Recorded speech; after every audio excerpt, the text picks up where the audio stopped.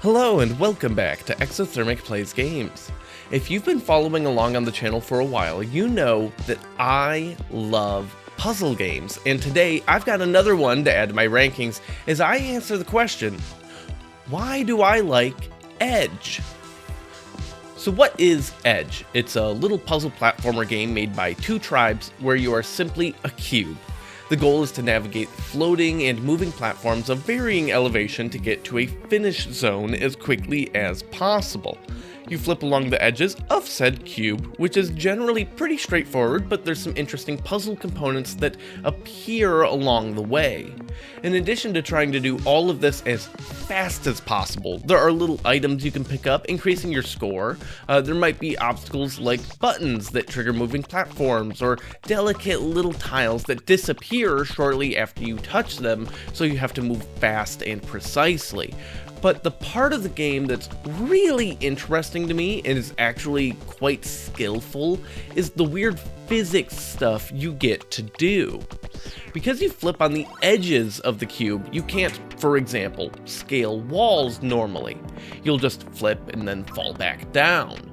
But you're more like on a hinge than actually moving, meaning that if you balance it just right, you can actually stay on the edge of the cube, continuing to grab onto that spot of the wall for as long as you keep it balanced.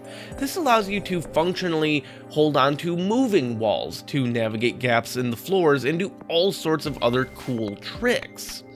On top of the interesting movements you have to do in order to progress through these levels, or especially if you want to get all of the little doodads, another part of the puzzle is the isometric viewpoint.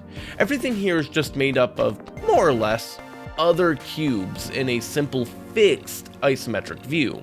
You're not able to move the camera, so this means sometimes you're extrapolating information about the design of the level from things you can't really see, while consulting what limited info you have along with a top-down topographical mini-map.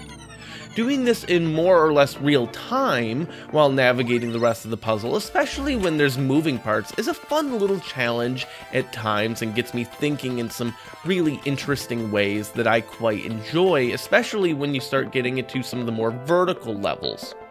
Occasionally you can modify your cube, like there's a power-up that makes it very, very tiny, which actually does allow you to scale walls. Or if you basically, you can turn into a cube megazord by getting to certain structures, and then you get to like blast across the map, and that's pretty fun.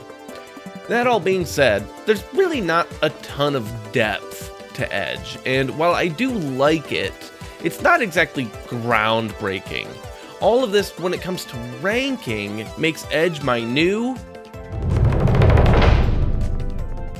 335th favorite game. It's wedged firmly between two other puzzle games in Mosaic Box and Block Dude, and shares a lot of the traits I enjoy about those games. They're all quick and easy to get into without overstaying their welcome. I do wish the Edge had a little more to offer, but the gameplay it does have is certainly charming, and the stages that are more about the skill of keeping the edge grabs balanced while doing faster platforming sequences are a lot of fun.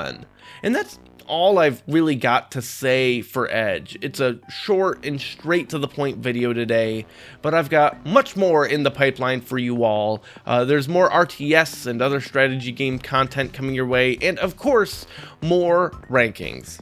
If you're just here for those, the next one you'll be seeing is really cute, and I'm excited to get it all together. But I'm heading out, so I hope you have a great rest of your day, and goodbye.